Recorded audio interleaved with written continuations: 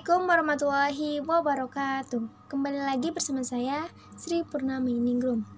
Nah, pada video kali ini saya akan melanjutkan video tentang penelitian bahasa dan sastra Indonesia.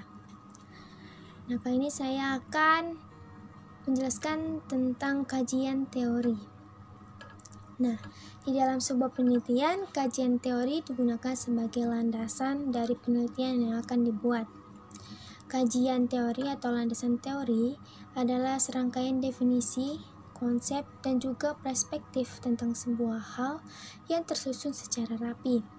Kajian teori merupakan salah satu hal penting di dalam sebuah penelitian, sebab hal tersebut menjadi sebuah landasan atau dasar dari sebuah penelitian. Nah, dalam penelitian kali ini, teori yang akan digunakan adalah teori strukturalisme dan teori tentang tokoh dan penokohan. 1. Teori strukturalisme. Secara etimologi, struktur berasal dari kata struktur, yang artinya bentuk atau bangunan, sedangkan sistem adalah cara atau kata kerja. Asal-usul strukturalis dapat dilacak dengan Poetika Aristoteles dalam kaitannya dengan tragedi, lebih khususnya lagi dalam pembicaraannya mengenai plot.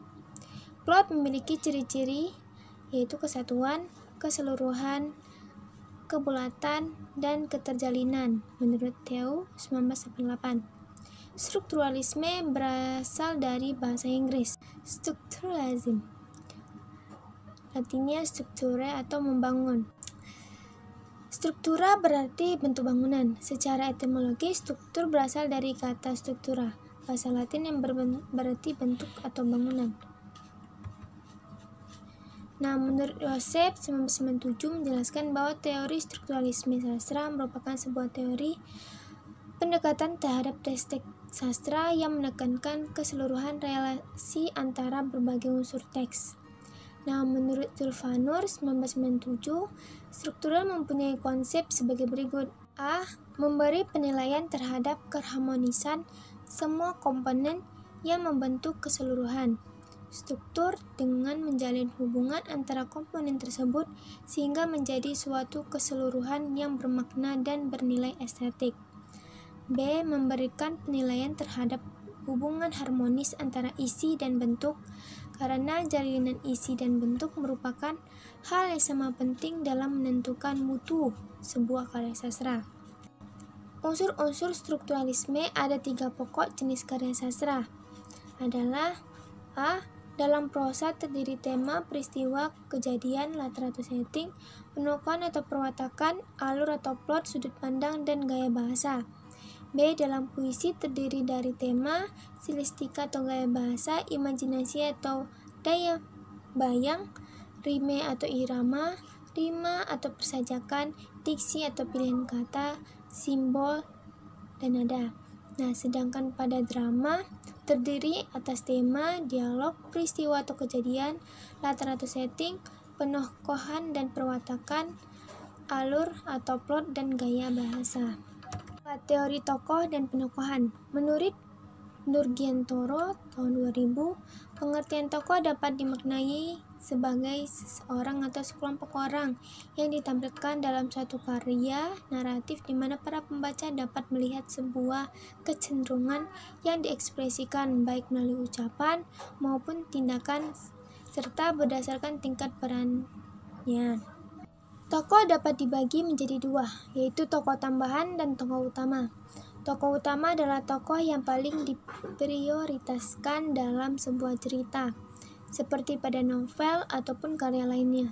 Sedangkan tokoh tambahan biasanya disebut sebagai tokoh pembantu yang bertugas untuk membantu peran tokoh utama. Selain itu, tokoh tambahan hanya muncul pada suatu kejadian yang berkaitan dengan peran yang dilakukan oleh tokoh utama.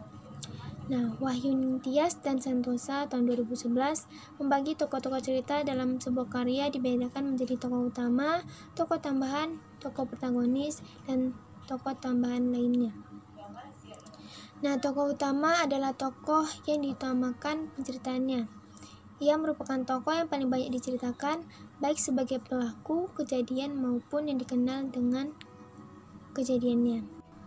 A. Protagonis merupakan peran utama yang merupakan pusat atau sentral dari cerita. Keberadaan peran adalah untuk mengatasi persoalan-persoalan yang muncul ketika mencapai suatu cita-cita. Persoalan ini biasanya dari tokoh lain, bisa dari alam, bisa juga dari karena kekurangan diri sendiri, dan peran ini juga membentuk jalannya cerita. Yang B. Antagonis adalah peran lawan, karena dia sering sekali menjadi musuh yang menyebabkan konflik itu terjadi. C. Deuteragonis adalah tokoh lain yang berada di pihak protagonis. Peran ini ikut mendukung menyelesaikan permasalahan yang dihadapi oleh tokoh protagonis. D. Tritagonis adalah pemeran penengah yang bertugas menjadi pendamai atau perantara protagonis dan antagonis. F. Foil adalah peran yang tidak secara langsung terlibat dalam konflik yang terjadi, tapi dia diperlukan guna menyelesaikan cerita. Biasanya dia berpihak pada tokoh antagonis. F. Utility adalah peran pembantu atau sebagai tokoh pelengkap untuk mendukung rangkaian cerita dan kesinambungan dramatik. Biasanya tokoh ini mewakili jiwa penulis. Nah, mungkin cukup sampai di sini materi yang saya sampaikan. Lebih dan kurang mohon dimaafkan. Wassalamualaikum warahmatullahi wabarakatuh.